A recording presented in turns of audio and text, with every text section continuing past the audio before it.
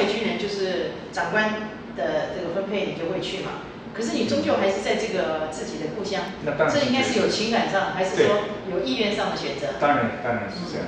那你知道为什么我会这样讲吗？就是因为我这次来，其实我好喜欢来那个马祖。因为在台北市生活啊，来到这边也有那个海风，还有看到那个地质上面的变化，还有这里曾经有那么多的这个两岸的关系的那种军事上的一些，你看到的景观是不一样。可是我有另外一个很喜欢来的原因是，我不理解海岛生活。你看一眼哈，南竿转到最高的地方就都看完了，那我很难想象一个人说，我就在这么小的地方，我愿意过一生，我是一种好奇心呐。所以我一来这次就问了好几个工作同仁，他们都说他们是在地马祖人，而且都一直在这边工作。那你的心情是哪一种？我当年是想到台湾去，是，一个就是求学了，是，当年如果我念马中，我就要住校，住校学费不多，可是一个月300多块钱的伙食费，是，对当时的家庭是负担，所以我选择读军校，或者是读师专。我们今天多了一个将军，原来是跟这个伙食费有关系。不是，我就是说减轻家庭的负担。后面还有5个弟弟妹妹。哎，那当然是关键呐。可是你现在的话，你就是在这个海岛已经做到副县长，你一定说得出来我想要的答案，就是这个地方吸引你喜欢它的原因的，或者说马祖人的特质是什么？马祖人的特质。而且我要打个岔，你要知道副县长已经60岁了，你看他皮肤快60了，不是快60。对啊，我就想问你是擦什么品牌的保养品？没有。真的，这边海风这样吹，你皮肤很好啊。我笑起来都是鱼尾纹啊。鱼尾纹是很正常的，因为有表情的就会这样。所以你假如说已经在这边的资历这么久，所以我特别想要听到你给我的答案。马祖的特质。马祖人的特质，我刚刚讲，我们那一代就是现在40多岁以上的人，应该是比较能够吃苦耐劳，比较坚韧不拔。感觉上原因有很多。对，因为那时候物质生活很苦。普遍。然后民国我应该是说，至少在我的家乡，在民国60年以前，就说得上中产阶级的，屈指可数，大部分都是看过日子而已。所以你那时候小时候，你家里是务农？打鱼，爸爸打鱼，大部分是打鱼。那时候大部分是打鱼。那时候人口多少？那时候人口多的时候1万多2万嘛，大概马祖有1万多2万。可是现在也不过1万啊。现在几千人而已。几千人，人口有外流。对，现在台湾的马祖人5、6万，可能有10万。在台湾的马祖人比在马祖在地的多。光是在桃园的马祖人就有选举票的，合起来就可以足足支持一个县议员。哇，我觉得我听过的数字其实有落差，我相信听副县长的讲最准了，对不对？那你刚刚讲说马祖人能够吃苦耐劳，第一个是当初的这个环境嘛，第二个跟部队的驻扎有没有关系？这部队的那个时候是战地政务。是啊。其实那个时候的大环境就是，我们的老师，小学时候的老师大部分都是退伍的军人。第一个是当地的师资还没有培养出来，第二个只有因为战地政务的关系而来这边当老师都是退伍的军人。从小我们就是，那时候全台湾都一样嘛，纪律比较严格，最主要还是生活比较苦。那个时候有没有什么单打双不打？有，你们也有啊。一直到民国68年。你们这吃苦耐劳是不光是物质上的，精神上也是历练过的。常常，就我们有很多包含亲戚、同学被炮弹打死的。哇，所以有这样子的家族都有这样子事情发生过的人，其实他们的坚韧是应该比非一般人嘛，是不是？其实我想那时候台湾乡下也苦。我们不要说。可是我们没有碰过单打双不打，就有差别。这个经过马祖。那有没有第3个原因，就是你觉得马祖人的特质？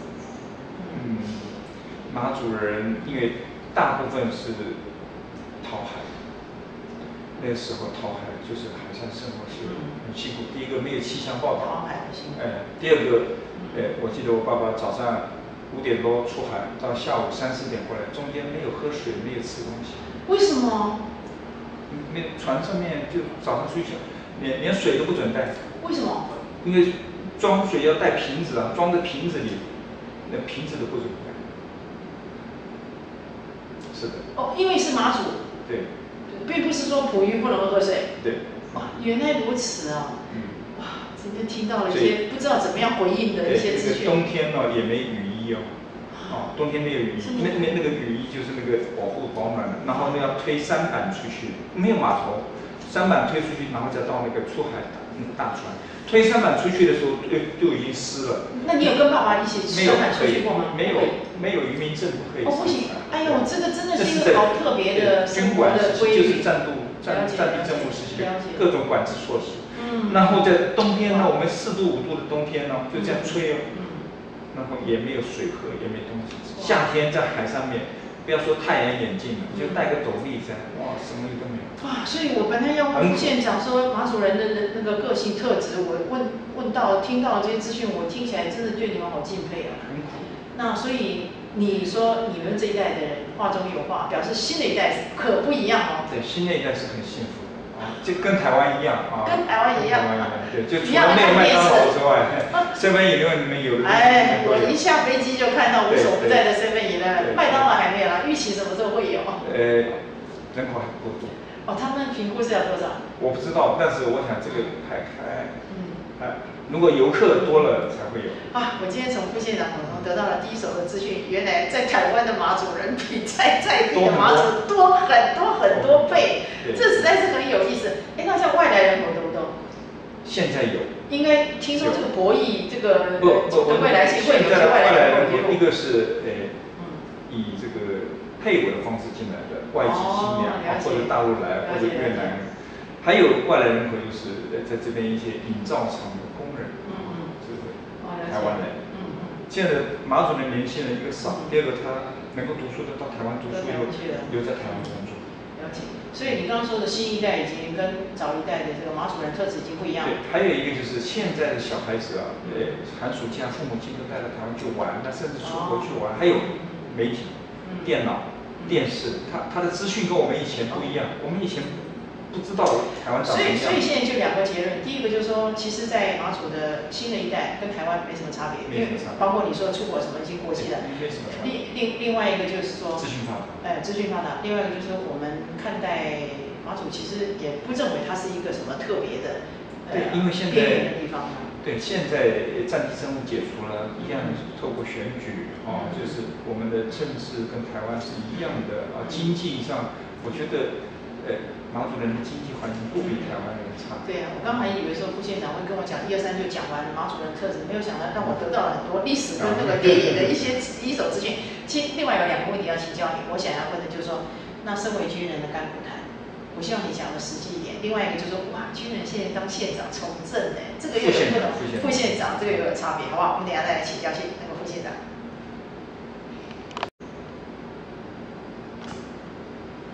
每隔一阵子就会来到连江县，也就是马祖来演讲，然后每次都不放过机会，想了解在这个海岛上生活的人他们的真实的那一面。现在有幸跟这个副县长坐在一起，副县长可以告诉我们，你这个职业军人的生活真正的甘苦谈是什么？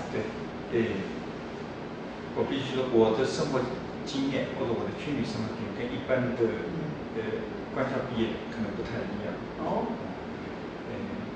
我在读军校的时候有机会到国外去交换学生。哇，那是开阔眼界，在哪里？在中美洲。中美洲哪几个国家？我就在中美洲的萨尔瓦多。我在那边读了4年军校，这是我是第一批这样出去交换学生的。那边是别人的学校。别国的军校。别国的军校，那萨尔瓦多是用西班牙语。那你去之前会吗？一句话都。哇，去那边还先学语言。到学校就入列了，没有先学了，就跟着学。就跟着学。这个就是生活，就是学习要透过生活来。那这个完全特别，对，就是很特别然后回来之后在部队了，然后官校毕业以后到金门，后来又在官校当连长，后来我上位的时候就去读了研究所。那个时候读研究所机会很难得。你选修什么？我是读大陆问题研究所。大陆问题。在文化大学。你刚讲的这个过程都是在金马吗？没有，我大陆问题就在文化大学。在文化大学。对。那个时候是不像现在鼓励军官进修，那时候要出去读研究所，考好几次试，而且机会很难得。副县长，你是不是单纯的职业军人哦？对，所以我说你是有国外的军校，而且还有这个学术背景的呢。对，一点点的。后来读完研究所到金门去当营长，当完营长，又到瓜地马拉去读参大，1年2个月。了解。然后回来之后回陆总部待了3年，又到国外去当武官，又到萨瓦多当武官，又4年。哇。然后回来之后再当炮兵指挥官，再读战院，回总部服务，然后当过旅长，也当过校长，我当过陆军高中校长。哇，这个职场的经验多元化又丰富，所以你讲的就不能代表纯粹的军人的。那这样子，我要请教你，就是说现代化，然后背景又多元化的这个军人哈，他的甘苦谈是什么？你没有苦啦，你都是甘呐。不，有苦吗？我也有长官问我，你都在读书啊，你都在国外？不是的，排长、副连长、连长、副营长、教官，副指挥官、指挥官、参谋，我都当过哎。还有校长哎。对，就是说我都历练过，但是时间不长，但是我很认真。我刚跟你说我很认真，就是我家里的特质是这样啊。然后我所有的时间大概工作、读书、运动。现在运动说明一下。运动就是其实，在部队里啊，我们不是部队里已经都在操练，还需要自己搞运动吗？部队以前我们在年轻的时候，早上起来就要跑5000公尺。但有些长官不跑，执行官你带着跑，但你是连长，你自己带着跑。下午运动的时候，你自己跟着跑，就也看着部队，也训练部队，自己也运动。你的意思说，其实你也可以指挥就好了，可是你自己喜欢运动，你就下去了。不是喜欢，那是必须的，因为你只有亲临现场，才第一个防范这个安全的事情，第二个你才能够考核干部，对，注意就是自己也运动。你这个叫做这个企业界讲的行动管理，人在里面。但是我可不可以讲个老百姓的这个想法？我觉得现在其实当兵很幸福了，对不对？然后每个月还有这个照顾，对不对？然后你去健身房，你要买个会员证还得花钱，现在还有专业的人陪着你操练练身体。因为体能是作为一个军人的最基本的条件。那个你没有体能，没有办法500障碍，你基本体能不好，没有办法丢手榴弹，你骨折了，肌力不够，没有基本体能你就不耐劳。对，没有基本体能，你就没办法操作那个炮啊什么那个重量。这个是，不是因为要给你健美，而是你需要有这个肌耐力。我其实我去过非常多的这个部队讲课，那我有机会都跟长官请教，但是我可以说到目前为止，你是我认识的就是背景最多元化的人。是的。那你现在还做副县长，还从政，你怎样适应这么多种不同角度的工作啊？其实教我们一下好不好？秘诀。我喜欢换工作。就是说我这个工作做了2年了，我就很渴望调整，所以我很期待有多元的。所以我读书，比如说我当完回来，武官当完以后，后来当我在国外当武官的时候还是读一个研究所，然后就在萨尔瓦多当。所以我今天很幸运呢，我今天听到一个现代军人的一个档案卷打开来给我们看。我们对于一个所谓的职业军人的刻板印象，可能要调整一下。我曾经很努力过，就我的时间大概就是工作、读书、运动，休假就回家练习。休假就回家。那可以请问一下，你在家里是什么样子的？是哪一种风格的人？我觉得你运动那个工作读书，你已经很累了，在家里应该是很好相处的啦，不会太努力的。还好是吧？还好。这个。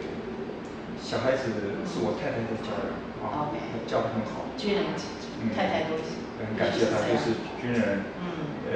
其实我去瓜地马拉读参大，就1年多没回家。了解。那我们在外岛的时候，那时候都3个月才休假。我们现在听到我们的副县长，就代表所有的军人表示对他的妻子在家里的感谢。最主要是我的大部分的同学，那个时候民国60几年、70几年的时候，陆军的主要部队、地面部队有一半在离岛。金门、马祖、澎湖步兵炮。你倒提醒我了。对，所以那我们同学年轻的时候，2年本岛，2年外岛，2年本岛是很辛苦。我最后一个问题，结论，你老实告诉我，抽到金马奖到底好还不好？不讲以前啦，讲现在。现在在部队，无论是军官或士兵，或士官在外岛是比本岛轻松。所以抽到金马奖是 OK 的。任务单纯，任务单纯，而且以前到外岛来的年轻阿兵哥最大的困扰是不能休假。现在休假正常的不得了。现在他们急假、倒休都非常的轻松，大我听到很多故事了。大概有1/4的时间。对呀。1个半月就休假个10天。对呀。那对我来讲的话，到这边你想想看，找一个这么好的健身房，那个空气这么好，跟景观那么好，所以抽到金马奖是真的中了头奖了。任务单纯，军官也是，你在这边相对可以工作，这个读书、运动哈。到外岛了以后，准备考参大、考战院更好考。太棒了，金马奖是好事情。